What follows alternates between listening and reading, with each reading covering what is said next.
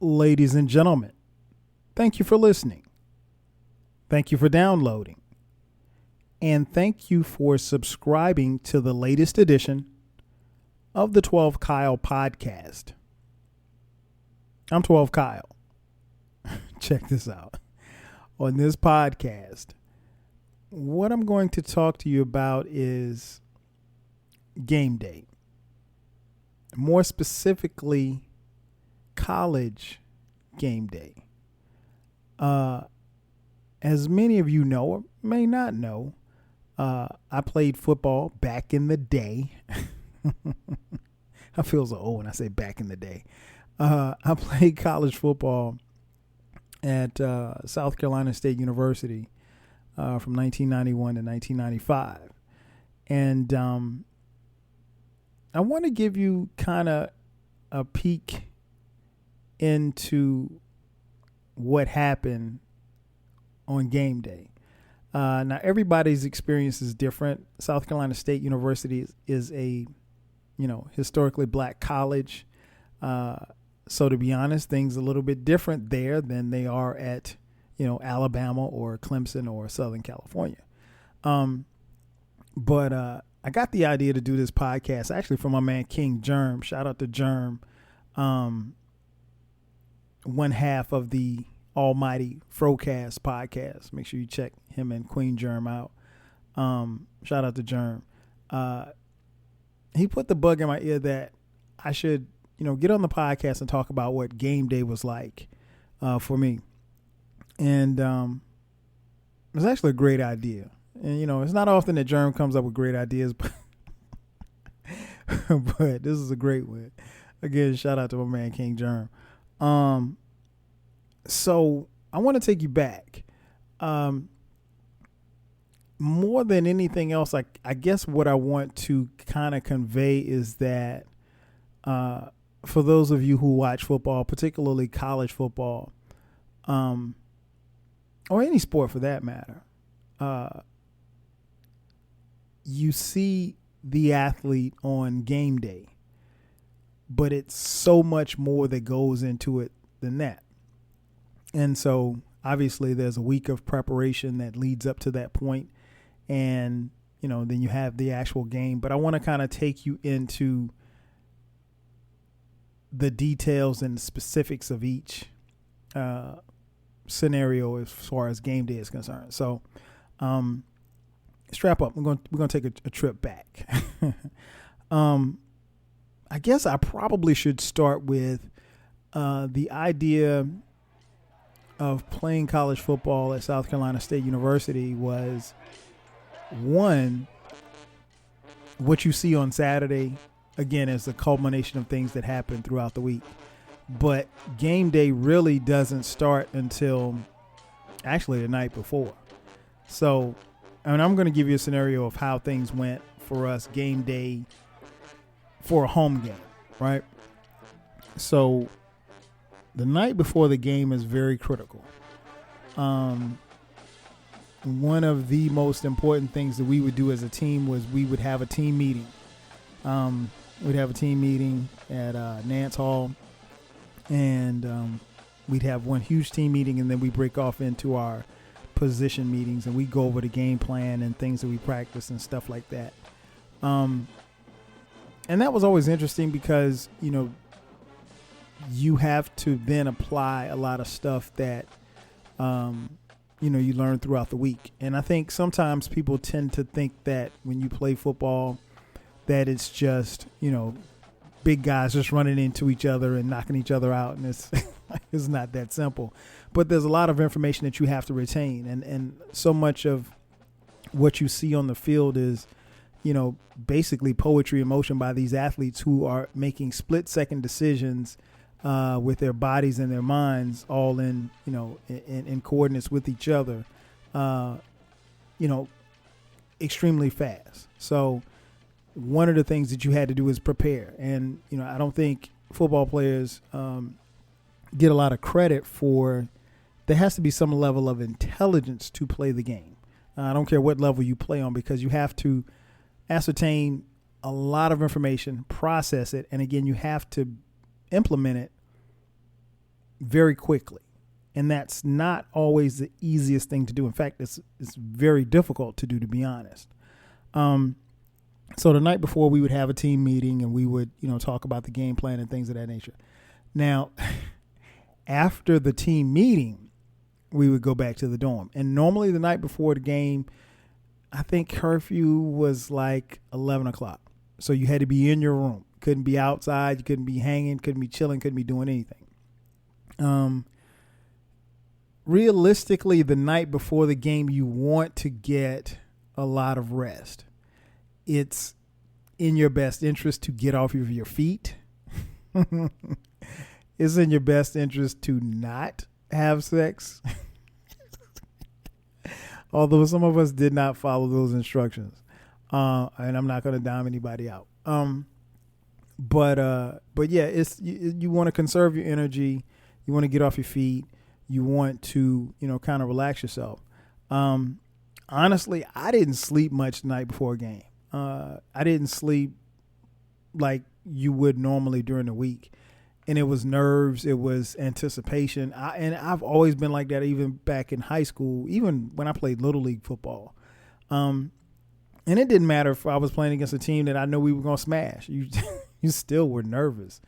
And that's one thing that I think football players never really admit to. There's a level of nervousness and butterflies. And I always said it like this. If you didn't get butterflies, something was wrong. Like, you should get butterflies because you're playing it now. And I'm someone who loved to play the game. So it was just, that was natural for me. And it didn't matter if we were playing against someone, that was going to be a tough opponent, or if someone we knew that we were going to blow out. There were still butterflies there. And so I really didn't sleep that well the night before the game. My teammates, on the other hand, I had quite a few teammates who, these cats would literally, they could stay up like all night. Like for me, I'd probably go to sleep around 1. And it wasn't because I didn't want to go to sleep. I just couldn't. Like, I tossed and turned and things of that nature. Just like I said, the anticipation of playing. But my teammates, some of my teammates, these cats would play spades until 3 or 4 o'clock in the morning. I couldn't do it, man. I'd have to tap out. Like, the idea of me sitting around playing cards all night, that just wasn't gonna happen. But I always marveled at my teammates who were able to do that and still go out and play well on Saturdays. I just couldn't, because it's just, my level of focus just wasn't there just to be playing cards and talking trash. But I love my teammates that did that. So you wake up Saturday morning, and our games normally were at 1 o'clock or 1:30. So idealistically, you want to eat your pregame meal about 4 hours before game time. Now, one of the things that I did not realize that was so important was, it's very important what you eat before the game. And we had pregame meals in high school, but it wasn't the same. But like, your pregame meal literally could be like grilled chicken, spaghetti, stuff like that, like carbohydrates. They really wanted you to, eat a lot of carbs because carbs give you energy. The idea of eating spaghetti or lasagna for a pregame meal, it was probably kind of foreign the first time that someone put that in front of me. And of course, now we had our pick of what we wanted to eat, but normally it would be, I would eat something like spaghetti or lasagna, or I remember eating chicken, a lot of grilled chicken, before a game. And, but those are things that, will give you energy, and you want to have as much energy obviously as possible when you're about to play a game. You don't want to drink sodas, obviously, because sodas will, carbonated water will cause you to cramp. So you want to stay away from the juices. You want to drink Gatorade and things of that nature. Something that has electrolytes in it. You have to replenish your electrolytes. But yeah, the pregame meal is very huge, very key. Something that you need to, participate in. our coaches would be furious if you slept in and did not make it to the pregame meal. I mean, you only had an hour to eat, and you had to be in and out of the cafeteria from 9 to 10, because after that we had to follow the itinerary, and we had an itinerary basically of what was going to happen, all the way like every 5, 10, 15 minutes up until kickoff. And so the itinerary, most guys would go get, their ankles taped or whatever like that. Personally, I never got my ankles taped, because I did it in high school one time and I had a bad game, and I vowed to never do it again. And that kind of goes to superstitions. And that's something that a lot of people won't tell you, but athletes in general are extremely superstitious. Most of them, not all, but most of them. So yeah, if I listened to some type of music and like, perfect example. Like if I listened to Biggie and I had a good game and we won, I'd listen to Biggie the following week. Not that Biggie had anything to do with us winning or me having a good game, but that's just how it was. I was just that type of superstitious. So one time in high school, I got my ankles taped and I had a bad game, and I never taped my ankles after that. It probably wasn't the smartest thing to do, but I just never got my ankles taped. I would always get my left wrist taped. Not both wrists, but just my left wrist. Again, I hurt my wrist in practice one time in high school, and the next practice I got it taped, and I had a great practice. And then I subsequently had a great game after that. So every game after that, I would always have my left wrist taped. And there was nothing wrong with my wrist after that, but I just, it was just superstition, just bad. I don't want to say bad. It was just a habit. So you follow the itinerary. And as you move closer and closer to kickoff time, you had to take the field, with your pads and stuff on, because certain groups had to go out there and warm up. And so I played wide receiver. So the receivers would go out with the quarterbacks. We catch passes and run routes and things of that nature. When you would go out on the field with your specialty groups, which is what they called us, more often than not, the opponent was on the field as well. So, you kind of sizing them up. They're kind of sizing you up, There may or may not be some trash talking going on. Personally, I never talk to an opponent. One, because it just didn't make a lot of sense to me, because I don't know. It just didn't make a lot of sense for me to be talking a whole bunch of trash, because my thing was, I'm going to come and play and I'll let my play speak for itself. Second thing is, I was pretty small. So there wasn't no need for me to be out there talking trash, because everybody's going to pick on the small guy. So nonetheless, yeah, but that was the only time, like, when you really interacted with other people. I can remember, the only opponent I remember even talking to, like, on a consistent basis was one of my boys, my boy Abdul. Abdul, he played at Howard, and Howard was in our conference and one of our rivals. And so, Abdul and I are from the same town. We actually went to elementary school together, and we played against each other in high school, but we were good friends. So anytime we played Howard, we made sure we found each other before the game and after the game. And we just talked, we just chopped it up, just good friends, just, kicking it and,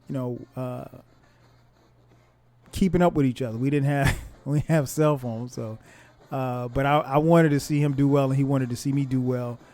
We both wanted to win, but it was never any trash talking, anything like that, because I is somebody I still consider to be real cool with to this day. And, but he was the only opponent that I would talk to, like literally just talk to before the game. But anybody else we played against, I never talked to him. But I did have teammates, and there were other teams that, would engage in a lot of trash talking and shit talking or whatever the case may be. especially the guys from Bethune-Cookman. Bethune-Cookman out of Daytona Beach. They were notorious trash talkers. A lot of them were from the state of Florida. A lot of the dudes, were real dusty looking. we used to call the dudes from Bethune ashy leg boys because they all got off the bus and they looked dusty, like they didn't wash, and they were real ashy. But Bethune, the thing about Bethune was that, like, they were always going to play you tough. I don't care how much talent you had on your team. You knew that when you played Bethune-Cookman, you were going to be in for a dogfight, and that's what it was each time we played them. But yeah, pregame there would be some trash talk, but again, I ain't getting into all of that. So then we would go back in the locker room, and then you get your instructions from a coach, and we pray, and then we take the field. Here's an interesting tidbit that I would like to share. When we would get back on the field, you come out on the field, the band plays the fight song, and the crowd was going wild, right? One of the things is, well, first and foremost, when the fight song plays, I mean, you get the adrenaline pumping. I mean, like, you're already hyped up, but there's nothing better, at least for me. There was nothing better than to take the field and hear our band, the Marching 101, playing the fight song. It was something that even as a youngster attending games at South Carolina State University and then becoming a player on the football team and a member of the Bulldog family, that even to this day, when I hear the fight song, it kind of gives me chills because it just brings back those memories of taking the field. But one thing I wanted to share with you is that, and I know that it happened, right? But I don't ever remember hearing the national anthem played at our games. I know the band played the national anthem, and maybe they played the national anthem when we were inside. However, when you took the field, one of the first things that you heard was the Black national anthem, Lift Every Voice and Sing. And that's the song that you stood for. That's the song that you saluted for. That's the song that meant everything. And even to this day, when Lift Every Voice and Sing comes on, you gotta stop in your tracks and sing along. There are people that don't know the words to the song, but they know the harmony of that song. And it is the Black national anthem. And I say that in jest because obviously, if you've been following pro sports, all of the issues that we've had these last few years, and people being quote unquote told to salute the flag and the national anthem and to stand for the anthem. And, I made it abundantly clear about what I felt about that. But nonetheless, I just found it interesting that being at HBCU, again, I'm not saying that the national anthem was never played. I don't ever recall it being played with us being on the field. I only remember it being played. I only remember the Black national anthem, Lift Every Voice and Sing, being played, which honestly at an HBCU should be played before the national anthem, if the national anthem is played at all. But, that's my opinion. So you get the fight song, and again, it's game day. It's hype. The fans are in the stands by this time. The band is playing. Stands are jumping. And if you're not careful, and I've seen this happen before, if you're not careful with the anticipation and the energy and the excitement that is rumbling through the stadium, like, I literally wish that I could take that emotion and put it in a bottle and sell it. It'd be a bestseller, trust me. But you have to try to maintain all of that, because I've seen it happen. You literally could hyperventilate. And I had a couple of teammates at different points, like, be on the sidelines and be so amped up to the point where they actually were hyperventilating before the game even started. So imagine you're getting ready to play the big game, the game of the year, everything, you're hyped up, and you can't breathe. And you literally need a brown paper bag to breathe in just so you can calm down. Football is a game of emotions. So I think one of the things that I learned from football, of the many things that I learned from football, is how to kind of control my emotions.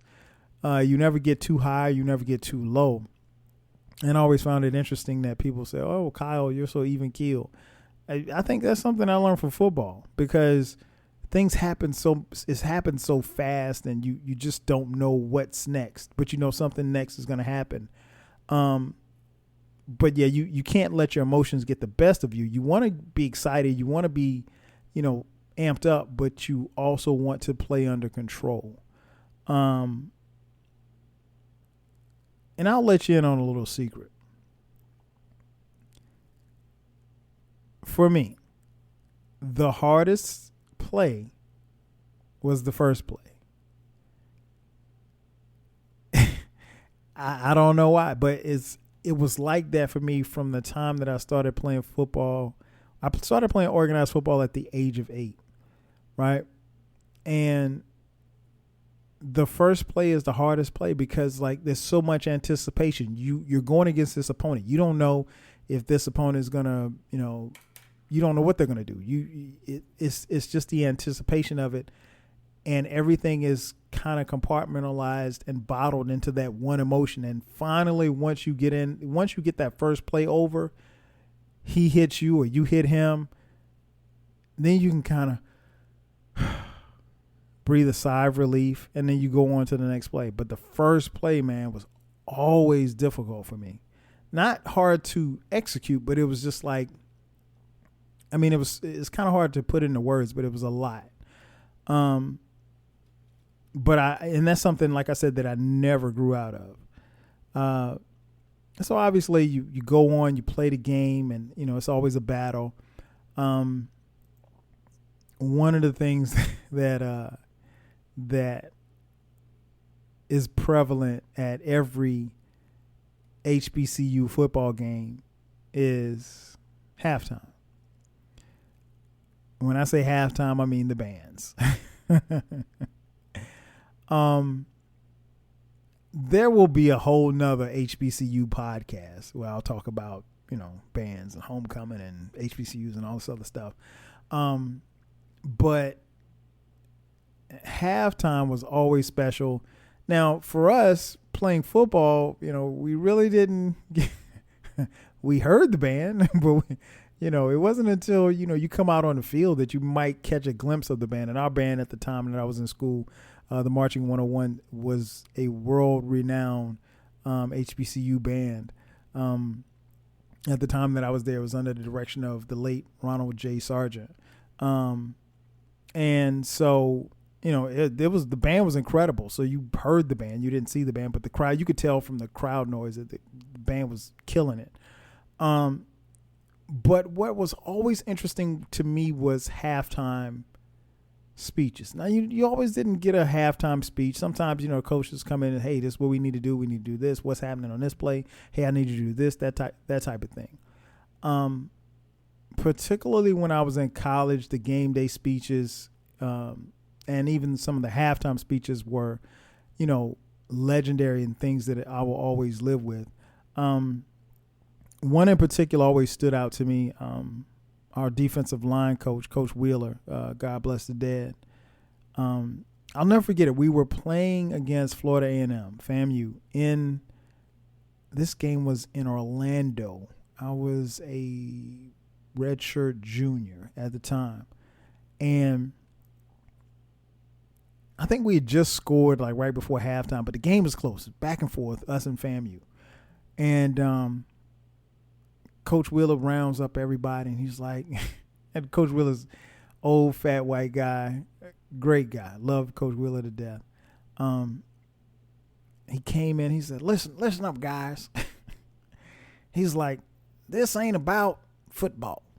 It ain't about football. It don't matter about football. I'm not even talking about football right now. What I want to tell you about is this is what it's about." And so I'm listening. I'm like, what is he about to say? And so he's like, "Marvin Marshall," that's our quarterback, star quarterback. Shout out to my man Bean.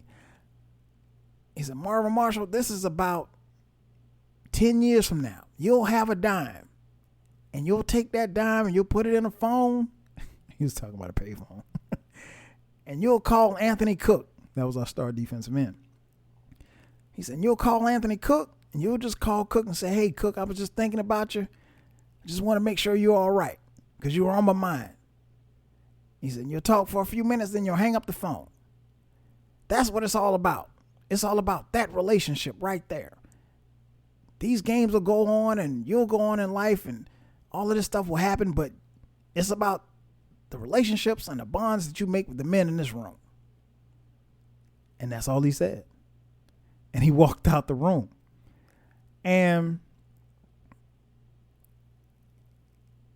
it left me with my mouth open because I was expecting like some fire and brimstone type of speech, and he just came and spit the real. And what he let us know that particular day was like, look, it's about football. And one thing he said was, he was like, football is important. He's like, but it's not the only thing. It's not the only thing in your life. It's not life or death. It's not anything. He said, it's what you're doing right now. He's like, but it's bigger things. And when he spoke to about, the relationships and the bonds that we have, that is something that really speaks to where I am in my life and where I've been in my life, since I have, graduated from South Carolina State. And that's where I am with, my teammates. I love my teammates to death. And at some point, I have a few teammates on and we'll talk and, share some stories. But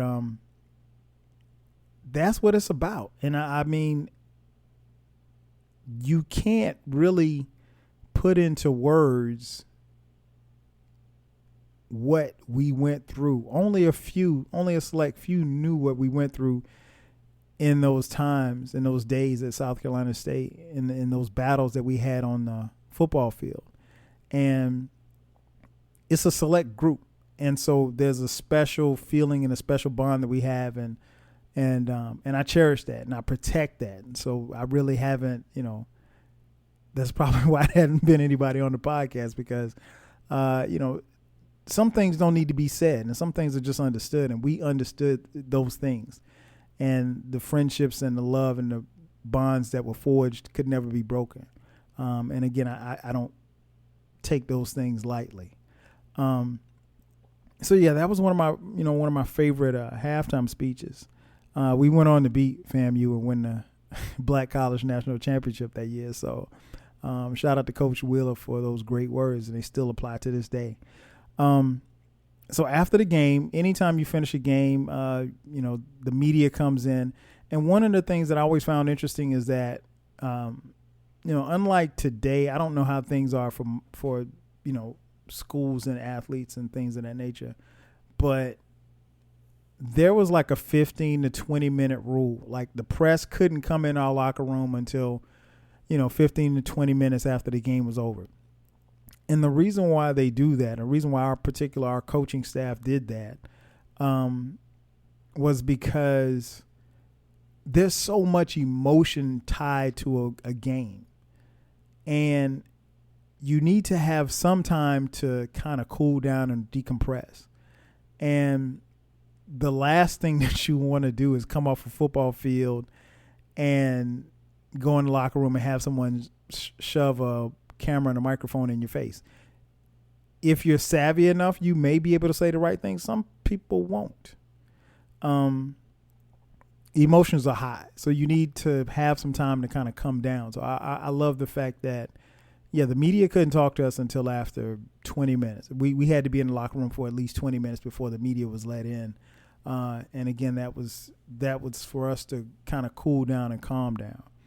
Um, one of the things interesting, and I'm not going to mention any names, but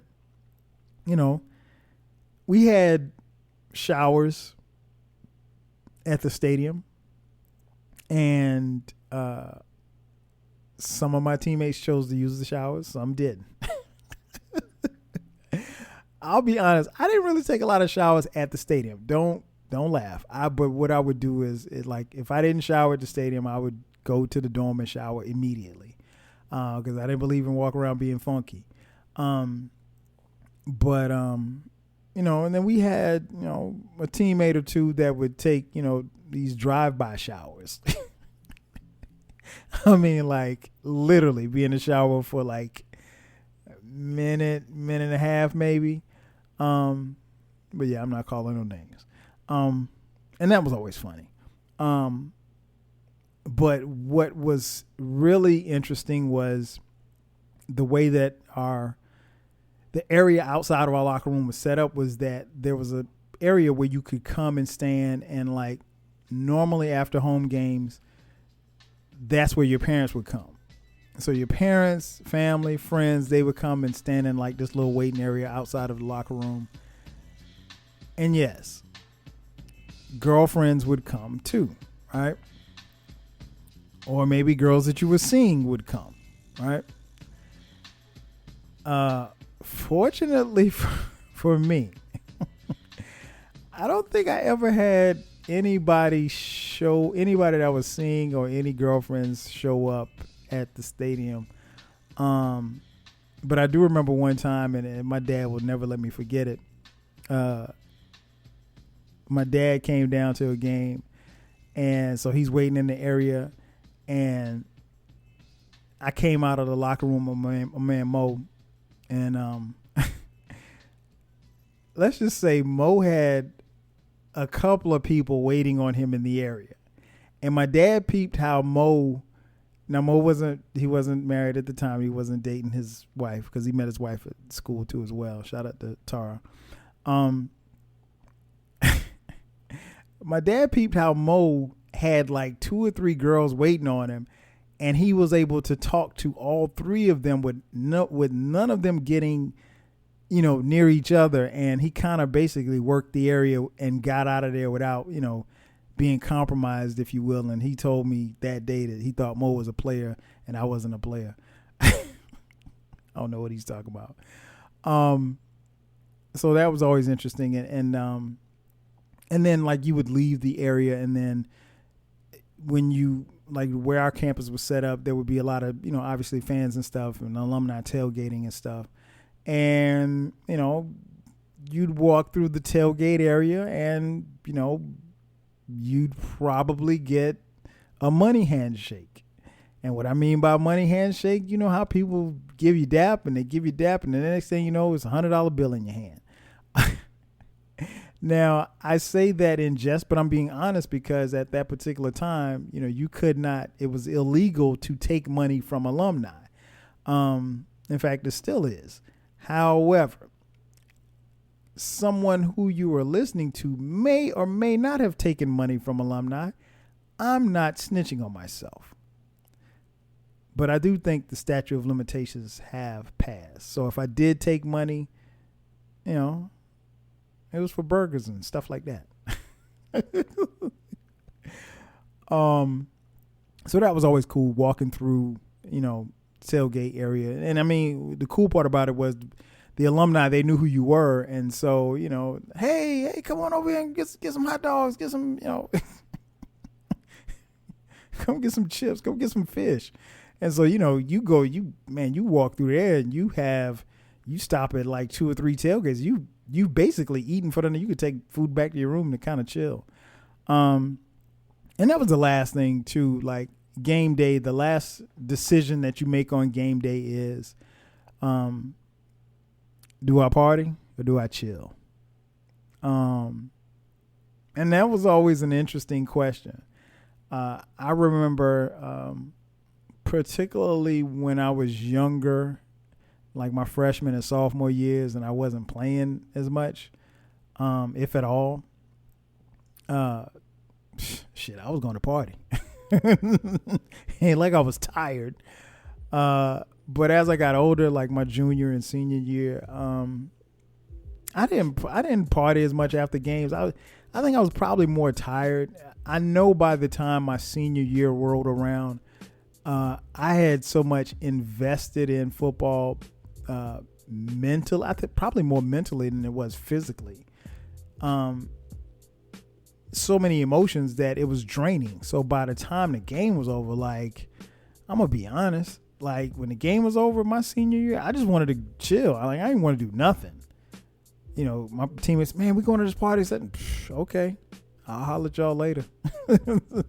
I actually kind of wanted to get away from the game. And I was also, you know, looking back at it now, I think I was probably preparing myself for life after football because there wasn't going to be an NFL. And, you know, at that particular time, I was, you know, really focused on graduating and, you know, moving on to the next chapter of my life. So, and it wasn't easy to walk away from my first love, which is football. So, but yeah, that at that particular time, you had to make the decision on game day, you know, do I party or do I chill? And if you chose to party, you know what, that's a whole nother podcast. But ladies and gentlemen, thanks again for checking out the latest edition of the 12 Kyle podcast. I'm your boy 12 Kyle. I'll catch you guys next time. 5,000.